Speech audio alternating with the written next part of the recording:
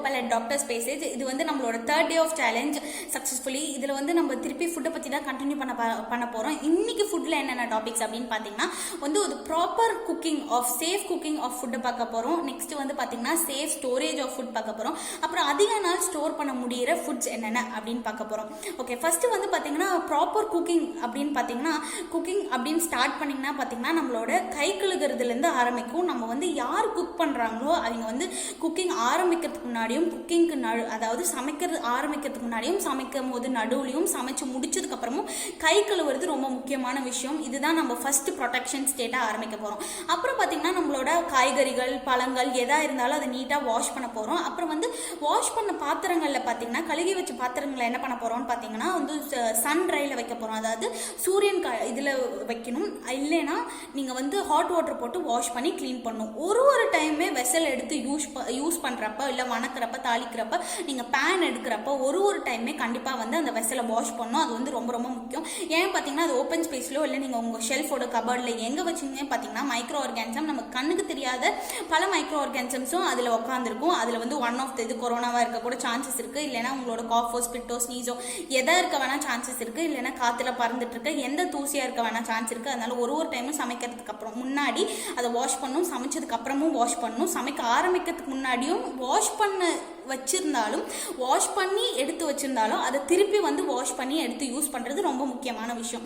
அப்புறம் பார்த்தீங்கன்னா குக்கிங்கில் வந்து நம்ம வந்து சில நான் வெஜிடேரியன்ஸ் இருக்காங்க, வெஜிடேரியன்ஸ் இருக்காங்க. வெஜிடேரியன்ஸாக இருந்தால் அவங்களுக்கு வந்து ப்ராப்ளம் கிடையாது. நம்ம வந்து ரெட் மீட்டோ ஒயிட் மீட்டோ அந்த மாதிரி மீட்டை பற்றி அங்கே சாப்பிட போகிறது கிடையாது. ஆனால் நம்ம நான் வெஜிடேரியனாக இருந்தாங்கன்னா என்ன பண்ணணும்னு பார்த்தீங்கன்னா நம்ம வந்து ஒன்று வந்து மீட் குக் பண்ணுறதுக்கும் அதாவது ஒன்று வந்து அசைவம் குக் பண்ணுறதுக்கும் ஒன்று சைவம் குக் பண்ணுறதுக்கும் யூஸ் பண்ணணும். ஏன்னா சைவமில் பார்த்தீங்கன்னா இதோட ரீசன் என்ன பார்த்தீங்கன்னா சைவமில் வந்து அதிகமாக மைக்ரோ ஆர்கானிசம்ஸ் இருக்க சான்சஸ் கம்மி, கெமிக்கல்ஸ் இருக்கும். ஏன்னா வந்து காய்கறிகளில் இல்லை பழங்களில் இந்த மாதிரி மருந்து அடிக்கிற அந்த கெமிக்கல்ஸ் இருக்க சான்சஸ் இருக்குது. ஆனால் இதே வந்து பார்த்தீங்கன்னா நான் வெஜிடேரியன் அதாவது மீட் அதாவது ரெட் மீட் ஒயிட் மீட் நீங்கள் என்னென்ன சாப்பிட்றீங்களோ வாட் எவர் யூ ஈட்டிங் அதில் வந்து பார்த்தீங்கன்னா நிறைய மைக்ரோ ஆர்கானிசம்ஸ் இருக்க சான்சஸ் இருக்குது. இல்லைனா வந்து ப்ராப்பராக குக் பண்ணுறதுக்கு எல்லா சான்ஸும் இருக்குது. இதுலேருந்து அதில் ஸ்ப்ரெட் ஆகக்கூடாது. அதனால ரெண்டுக்குமே நம்ம செப்பரேட்டான வெசல்ஸ் வைக்கணும். அதே மாதிரி மீட் குக் பண்ணுறப்ப நம்ம ரொம்ப கேர்ஃபுல்லாக இருக்கணும். அது எப்பயுமே வந்து நீங்கள் ஓவர் குக் பண்ணாலும் பரவாயில்லை. ஆனால் வந்து அண்டர் குக்டாக அதாவது நல்லா வேக வச்சு சாப்பாடு தான் சாப்பிடணும். வேக வச்சு கம்மியாக இருக்கிற சாப்பாடை கண்டிப்பாக சாப்பிடக்கூடாது. நிறைய பேர் ஹாஃப் பாயில் சாப்பிட்றாங்க. அந்த மாதிரி விஷயங்கள் நம்ம சாப்பிடக்கூடாது. அது நல்ல வேக வச்ச சாப்பாடாக தான் இருக்கணும். அதே மாதிரி வந்து நம்மளோட குக்கிங்கோட ஸ்டைல் எப்படி இருக்குன்னு பார்த்தீங்கன்னா நம்ம சமைக்கும் போது அந்த சமையலை வந்து எய்தர் 5 டிகிரிக்கு கம்மியாக இருக்கணும் இல்லைன்னா 60 டிகிரிக்கு அதிகமாக இருக்கணும். இந்த 2 டெம்பரேச்சரில் தான் பார்த்தீங்கன்னா மைக்ரோ ஆர்கானிசம் செத்துரும். அதாவது அந்த கிருமியால் வாழ முடியாது. அந்த கிருமி என்ன ஆகும்னு பார்த்தீங்கன்னா ஒன்று செத்துரும் இல்லைன்னா அதோட அன்ஸ்டேபிள் ஸ்டேட்லேயே இருக்கும். அதாவது என்ன ஸ்டேட்னு பார்த்தீங்கன்னா அதால் வந்து உயிர் வாழ முடியாது இல்லைன்னா பெருக்கம் செய்ய முடியாது. அது வந்து அப்படியே இறந்து விடும். அதே மாதிரி ஃப்ரிட்ஜிலேருந்து நீங்கள் ஏதாச்சும் ஃபுட் எடுக்கிறீங்க அப்படின்னு பார்த்தீங்கன்னா அது வந்து நல்லா ப்ராப்பராக குக் பண்ணணும். அது ரொம்ப ரொம்ப முக்கியம். சூடு போகிறதுக்கு முன்னாடி ஒரு இதமான சூட்டில் கண்டிப்பாக எடுத்துடாதீங்க. அதே மாதிரி ஃப்ரிட்ஜிலேருந்து நீங்கள் ஒன்று எடுக்கிறீங்க அப்படின்னு பார்த்தீங்கன்னா நல்லா வந்து அது எல்லா அந்த பார்ட்டிகல்ஸ் எல்லாமே வந்து ஹீட் வந்து மாலிகுல்ஸ் பிரேக் ஆகி எல்லா பாட்டுக்கும் ஈக்குவலாக ஹீட்டு வந்து செதற மாதிரி சமைக்கணும்.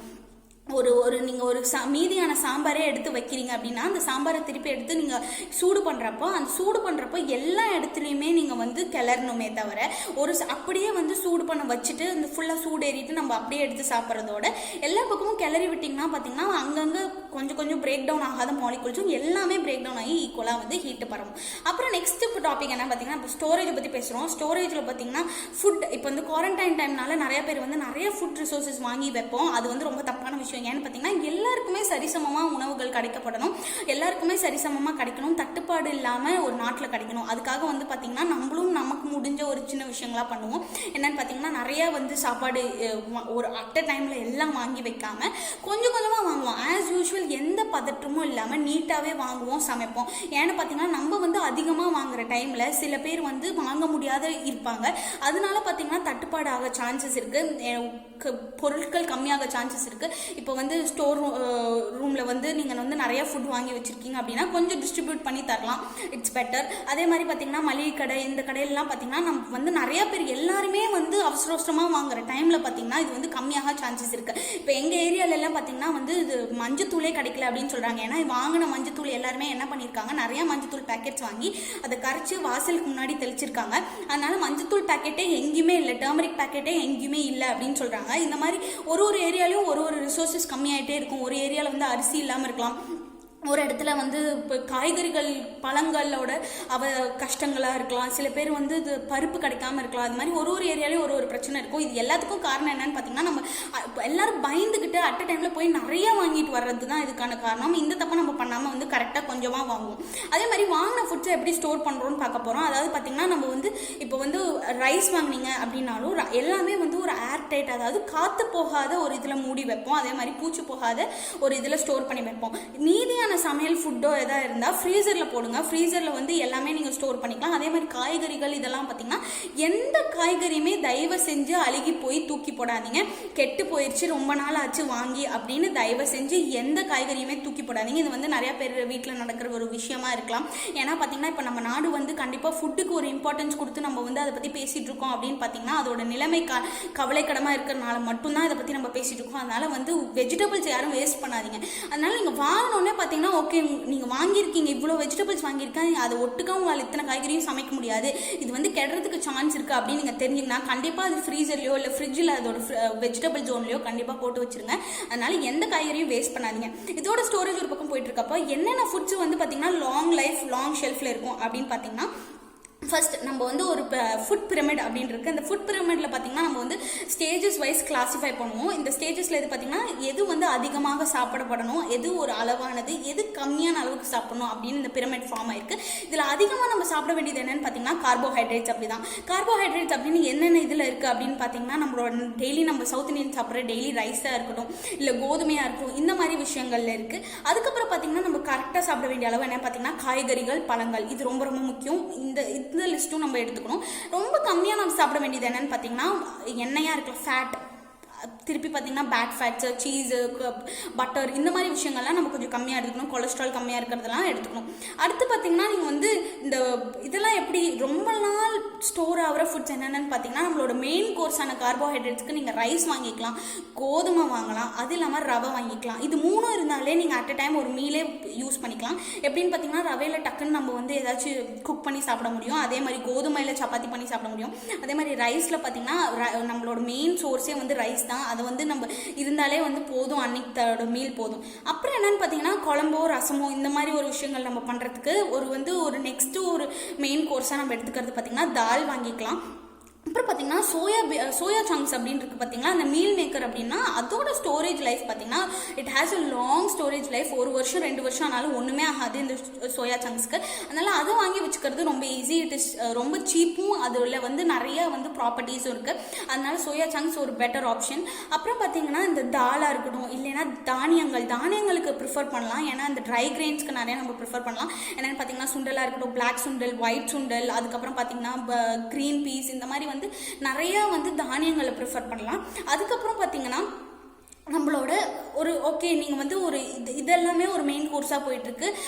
எனக்கு வந்து ஒன்றும் வந்து நான் ஃபுட் சைக்கிளை வந்து ப்ராப்பராக எனக்கு ஃபாலோ பண்ணோம் அப்படின்னு பார்த்தீங்கன்னா, பன்னீர் வாங்கிக்கலாம். அதில் வந்து குட் சோர்ஸ் ஆஃப் ப்ரோட்டீன் இருக்குது, குட் சோர்ஸ் ஆஃப் ஃபேட் இருக்குது, எல்லாமே அதில் வந்து ப்ராப்பராக இருக்குது. இந்த வந்து க்யூப்ஸ் வந்து நீங்கள் டெய்லி கண்டிப்பாக வெளியே நம்ம போகக்கூடாது, டெய்லி கண்டிப்பாக போய் வாங்காதீங்க.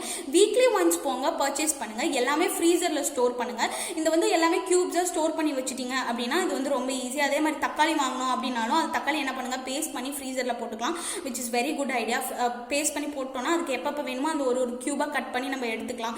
அதே மாதிரி பார்த்தீங்கன்னா லெமனாக இருக்கட்டும், எதாக இருந்தாலுமே ஃப்ரீசரில் போட்டு நம்ம அதுக்கப்புறம் ஸ்டோர் பண்ணி எடுக்கலாம். நிறைய பேர் வந்து ஃப்ரெஷ் ஃபுட்ஸ் தான் சாப்பிடுவோம் அப்படின்னு நம்ம ஃபாலோ பண்ணிட்டு இருந்தோம். எல்லார் வீட்லையுமே மேக்ஸிமம் நம்ம வந்து ஃப்ரெஷ் ஃபுட்ஸ் தான் சாப்பிட்றோம். ஆனால் இந்த மாதிரி ஒரு கண்டிஷனில் பார்த்தீங்கன்னா நம்மளால டெய்லி வெளியே போக முடியாது. இதுக்கு ஒரு காம்பன்சேஷனாக தான் இதை நம்ம யூஸ் பண்ணுறோம். ஃப்ரோசன் ஃபுட்ஸ், அதாவது இந்த ஃப்ரீசரில் வச்சு சாப்பிட்ற ஃபுட்ஸ் எந்த அளவுக்குன்னு பார்த்தீங்கன்னா கிட்டத்தட்ட 90% ஆஃப் ஃப்ரெஷ் ஃபுட்டோட எல்லா நியூட்ரியன்ஸுமே பார்த்தீங்கன்னா இந்த ஃப்ரோசன் ஃபுட்ஸில் இருக்கும். அதனால கண்டிப்பாக யாரும் பயப்படாதீங்க.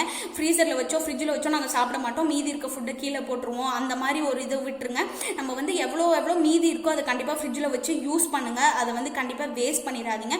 நீங்கள் வந்து தோல் சீவுற இது நான் ஆல்ரெடி அந்த பழைய வீடியோவில் சொல்லியிருக்கேன். இந்த தோல் சீவுற இதோ இல்லைன்னா மீதி இருக்க ஒரு ஹெர்பல் வேஸ்ட்டோ ஏதாச்சும் இருந்துச்சுன்னா அது இது பண்ணிடுங்க. காஃபி தூள் ஸ்டெயின் வந்து மீதி இருந்தால் அதுக்கு வந்து ரோஸ் செடிக்கு போட்டுருங்க. முடிஞ்ச அளவுக்கு ரீசைக்கிள் பண்ணுங்கள். அதனால நம்ம வெளியே வந்து அதிகமாக போக தேவையில்லை. இந்த மாதிரி ஃபுட்ஸ் எல்லாம் கொஞ்சம் வாங்கி ஸ்டோர் பண்ணிட்டோம்னா, அதுக்காக ஆல்ரெடி சொன்ன மாதிரி நிறையா ஃபுட்ஸும் நம்ம வாங்க தேவையில்லை. கரெக்டாக கச்சிதமாக நமக்கு தேவையான ஃபுட்ஸை வாங்குவோம். கரெக்டாக வந்து ரிசோர்ஸஸை சேவ் பண்ணுவோம். அந்த அளவுக்கு மட்டும் சாப்பிட்டு மீதி இருக்க ஃபுட்டை ஃப்ரீசரில் போடுவோம். ஃப்ரீசரும் பண்ணதும் ஒரு ஃப்ரோசன் ஃபுட்டும் இதுலேயும் பெரிய வந்து நம்ம நியூட்ரிஷனல் லூஸ் பண்ண போகிறதில்ல. அதனால் பயப்படாமல் சேஃபாக இருப்போம். அதனால் எல்லாருமே ஹோமில் இருங்க. Stay health, stay happy, stay fit. #love